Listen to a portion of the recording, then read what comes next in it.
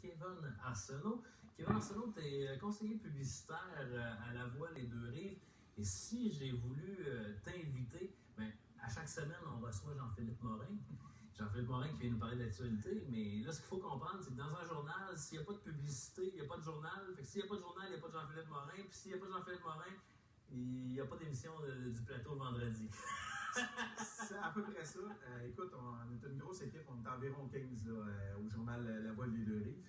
Et puis, la façon que ça fonctionne, c'est pas compliqué, c'est que j'ai des collègues. Il y a Rachel qui est nouvellement arrivée. Il y a aussi Nancy qui, elle, présentement, elle a décidé d'avoir une autre vocation, mais je la salue en passant. Je lui souhaite une bonne chance de sa vocation. Il y a aussi Carole Petitgros, ça fait énormément longtemps qu'elle est là. Et puis Julie Turgeon. Ce qu'il faut comprendre, c'est que c'est une équipe qui apporte des ventes publicitaires à l'intérieur du journal. Et puis, selon nos ventes publicitaires, il y a un ratio, si on veut, un ratio au niveau de la rédaction que là, JP et sa magnifique équipe de journalistes peuvent, avec ça, être capables de déterminer le nombre d'articles d'actualité qu'il y a à l'intérieur des deux journaux. C'est quoi la vie d'un conseiller publicitaire? Toi, tu te lèves le matin, là, tu fais quoi? Honnêtement, moi, personnellement, c'est sûr que c'est différent pour chaque personne, mais c'est un métier qu'on appelle un petit peu un métier, je peux emprunter l'expression, un métier de fou. C'est qu'on n'a pas vraiment en tant que tel d'horaire. C'est que nous, on pense constamment dans notre tête à remplir. Parce que ce qu'il faut comprendre, c'est qu'en 4 jours, on a 2 journaux, nous, à booker. On parle de 30 à 40 pages par journaux. Donc, c'est plusieurs publicités à l'intérieur, des annonceurs. Donc, ce qu'il faut comprendre, c'est que moi, ma journée, c'est que je pense constamment à vendre de la publicité, mais aussi à conseiller mes clients du mieux que je peux. Puis en plus, là, récemment, le web a embarqué un petit peu dans la cadence. Donc, ça fait une chose de plus dans notre coffre à outils pour bien servir le client en tant que tel. Fait que j'en reviens à ça, c'est que notre journée, dans le fond, est totalement consacrée, si on veut, à la recherche de gens qui veulent annoncer et aussi servir ceux qui nous appellent pour annoncer. Oui, parce que j'imagine, on ne vend pas nécessairement une publicité pour le plaisir de vendre une publicité. Il faut qu'il y ait un but derrière ça. C'est-à-dire que tu ne vends pas des piscines en plein mois de décembre. Exactement. Nous, c'est vraiment 365 jours par année. À la limite, moi, mes clients, c'est peut-être pas la bonne chose, mais ils ont mon cellulaire, ils peuvent me rejoindre le soir, les fins de semaine, il n'y a pas de problématique là. Et puis, nous, un client qui nous appelle, c'est le but, dans le fond, autant que ce soit en entente à long terme ou à court terme, la personne, il faut rentrer du monde dans le magasin, ou dans le commerce ou dans l'entreprise. Ça, c'est vraiment le but premier, si on veut, d'une publicité en tant que telle pour le client. C'est une stratégie. C'est une stratégie, exactement. C'est pour ça que nous, notre rôle, c'est vraiment conseiller, solution, média. Puis, à la fin, on peut utiliser présentement le terme multiplateforme. C'est qu'on a vraiment trois plateformes qu'on peut servir le client. On parle du papier, que ça demande beaucoup de temps, le web qui va demander de beaucoup plus de temps, et le Publisac aussi, dans lequel on met le journal à l'intérieur. Écoute, parle-moi de l'apparition du web. Bon, ça fait pas longtemps nécessairement que la plateforme existe et que les gens vont la consulter. Ça a été reçu comment, ça, parmi les clients? Moi, j'ai pas besoin de m'annoncer sur Internet, moi. Ben, je te dirais que c'est un petit peu le même phénomène pour tout le monde. C'est un petit peu la crainte. Moi, qui est une personne qui est quand même assez présente sur les médias sociaux, j'avais aussi une certaine crainte par rapport à ça. Parce que ce qu'il faut comprendre, c'est que nous, une publicité papier maintenant, c'est qu'on peut la mettre en 4 autres formats qui vont aller sur environ l'équivalent du site Internet que TC Média héberge à 50 km autour de nous. Fait que ce qui est intéressant, c'est que ces publicités-là se retrouvent sur cet site Internet-là aléatoirement. Puis ça, c'est un volume qui est vraiment attitré au format qu'on prend. Fait que les gens, un petit peu, ils étaient comme un peu réticents, mais en même temps, quand ils voient les visuels qu'on est capable de leur produire, là ça vient les chercher. Puis il y a aussi le fait que depuis quelques temps, on fait aussi des sites Internet. On appelle ça, en guillemets, des PME Go. Si on fait des sites Internet clés en main, fait on écoute vraiment le client, puis on lui dit, écoute, ça te fait peur le web? Ben moi aussi, ça me fait peur, sauf qu'on va s'accompagner, puis on va foncer là-dedans à deux, mais tout en s'appuyant sur le papier. Donc, c'est pour ça qu'on appelle ça papier drive to web. Tu comprends? Oui. Le mot réticence, c'est très important. Le métier de conseiller publicitaire existe partout dans la province. Moi, je veux vraiment que tu me parles de Sorel. On a l'impression qu'à Sorel, c'est un petit milieu, tout le monde se connaisse. Donc, on n'a pas besoin de faire de publicité parce que de toute façon, on connaît mon commerce. Il existe depuis longtemps. C'est vrai? Je te dirais que c'est vrai en partie, sauf que moi, ma philosophie, c'est que je ne peux pas nommer d'exemple de clients, j'en ai beaucoup, je ne voudrais pas faire de peine à personne. On nomme personne. On nomme personne, mais ce que je veux dire, c'est que peu importe, dans la braquette, il y en a des très connus, il y en a des moyennement connus, puis des très peu connus qui viennent d'arriver. Comme je t'expliquais tantôt hors d'onde, moi je suis spécialiste des gens qui viennent à Sorel, que pas personne ne sait, puis le moment pouf, il apparaît. Mais moi, mon but, c'est de le faire connaître au plus de gens possible à l'intérieur de la localité. Mais je suis persuadé, me connaissant, que d'ici 5 ans, il va encore faire affaire avec nous, dans le meilleur des mondes, puis il va faire autant de publicité. Parce que ce qu'il faut comprendre, c'est que la fréquence t'aide à ne pas oublier quelqu'un ou quelque chose. Fait que si du jour au lendemain, on décide d'arrêter de publier pour n'importe quelle raison, c'est le choix de la personne. Puis on le respecte. Mais ce n'est pas nécessairement la bonne chose à faire. Ben, on peut peut-être donner l'exemple du McDonald's.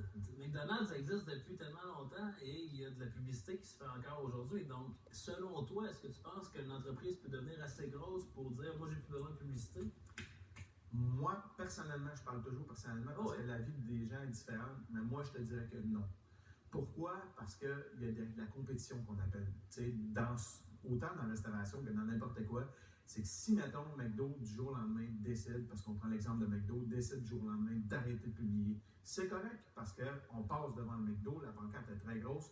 Il y a quand même d'autres sources qui vont nous attirer à l'intérieur du commerce en tant que tel. Sauf que ça donne une chance à la compétition, à lui, dans le fond, à rentrer ailleurs. Prendre la place. Fait que lui, dans le fond, il se dit, il faut que je sois présent. Le but, c'est d'être présent le plus possible selon le budget du client. C'est très important. Si on se fixe un budget, il ne faut pas arriver à dépasser ou à doubler le budget. Il faut se fixer un budget, il faut le respecter, mais il faut le dépenser le plus équitable possible. Dans ton métier, avant de passer à une autre portion d'entrevue, je veux, dans ton métier, as-tu des anecdotes? Mes collègues sauront le dire, c'est qu'à un moment donné, moi, on m'appelle le top closer. C'est comme, parce que nous autres, ce qu'il faut comprendre, c'est que, mettons, on arrive à 1 heure du deadline, le journal, mettons, il reste la front page ou il reste l'inside, la page 2 ou quoi que ce soit. Là, il faut se dépêcher en théorie pour fermer la maquette, pour être capable de respirer un petit peu plus. Puis, à un moment donné, j'étais avec un client, puis là, j'étais en train de se parler. Puis là, à un moment donné, j'ai dit, écoute, je suis très désénervé, j'ai l'inside cover à vendre. Fait que l'inside cover, qu'est-ce que je viens de dire là? J'ai dit l'inside cover, ça n'existe pas. Nous autres, c'est la page 2. Okay. Mais on a aussi l'inside back. Fait que là, moi, j'ai dit l'inside cover. Mais j'ai réussi quand même à y vendre pareil, mais en sachant très bien que c'est la page 2. Mais c'est l'énervement. Puis il y a aussi l'anecdote que moi, je trouve personnellement, c'est que les gens, ils pensent que j'ai 6, 7, 8 vies. C'est pas ça. C'est juste que quand on est passionné, je pense que c'est la meilleure anecdote qu'on peut avoir, c'est quand on est passionné de quelque chose, à partir de ce moment-là, on est capable de calibrer les espaces dans notre vie pour être capable d'accomplir pas mal tout. Fait que tu as la fièvre du deadline, comme un journaliste, la fièvre de la tombée. Là, toujours. Nous, c'est le mercredi à 11h et puis le jeudi à 11h. Ça, à partir du jeudi à 11h, je commence à respirer un petit peu plus. Mais c'est parce que là, le deadline d'approbation, lui, arrive le jeudi à midi. Puis par la suite, il arrive le vendredi à 4 h. Ça veut dire que pour dire, je commence vraiment à respirer le vendredi à 4 h, mais je recommence à booker mon esprit à partir du lundi matin, 8 h, sonnant au bureau avec mon café.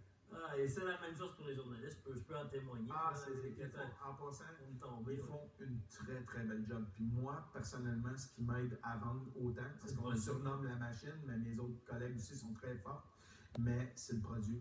Puis le produit est fait par une équipe. Puis c'est une équipe de rêve que je travaille avec eux autres. Tu disais tout à l'heure, Kevin, que les gens ont l'impression que tu as 6 vies. C'est parce que tu es également énormément impliqué dans la communauté. C'est important pour toi d'être présent. Je te dirais que c'est important, puis ça, je retiens ça de ma mère un petit peu. Ma mère, à l'époque, était comme moi un petit peu. Elle aimait ça s'impliquer. Peut-être un petit peu moins à l'époque, parce que c'est pas la même chose.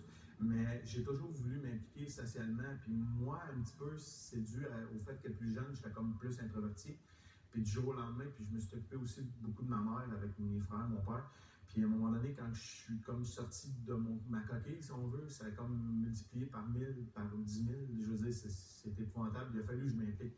Puis là, à un moment donné, en m'impliquant dans une cause, là, ils m'ont vu, ils ont dit « Hey, lui, on le veut dans telle cause. » Puis à un moment donné, ça finissait plus, si on veut. Fait que là, j'ai commencé tranquillement, malgré le fait que je ne voulais pas le faire, mais j'ai commencé à dire non. à certains événements ou à certaines C'est la occupations. vie qui prenne. Exactement. T'es papa aussi. Exactement, papa d'une petite fille, Amélia, que les gens surnomment sur Facebook Cocotte de rêve. Et puis, j'ai mon petit gars qui est après 5 mois. Lui, il le surnomme Coco du paradis. Fait que juste pour vous dire, puis j'ai ma femme aussi, Arlène, qui est une sainte. Fait que juste pour vous dire, c'est ma priorité. Par la suite, j'ai quelques autres événements plus le journal. Cause très importante pour toi parce que parmi tout ce que tu endosses, volet pour la vie, c'est. Exact. Puis j'ai promis à mon patron de ne pas pleurer, puis je ne pleurerai pas. C'est juste que moi, c'est une cause qui me touche beaucoup à cœur. Parce que moi, ma mère, en 2009, est décédée suite à un long cancer de 18 ans de cancer, 5 cancers consécutifs back-à-back. Le dernier, il est venu la chercher là, littéralement, là, rouleau compresseur. Puis moi, pendant 18 ans, avec l'aide aussi de mes frères, mais je me suis comme proposé, au-delà de mes frères, je me suis comme proposé à dire je vais être avec maman tout le temps, puis je vais être son sac à dos. Puis je me souviens, juste pour faire une petite parenthèse, je me souviens à l'époque, quand on allait à ces traitements de radiologie à l'Hôtel Dieu, qui soit en passant, on fait un très bon service. Puis la chimiothérapie, c'est que souvent on marchait dans le couloir, puis elle me disait tout le temps écoute, c'est ça, la mort, le tunnel, je ne sais pas comment. Fait qu'elle a dit on va-tu revenir demain, sûrement. Puis à un moment donné, ça a donné qu'on n'est pas revenu.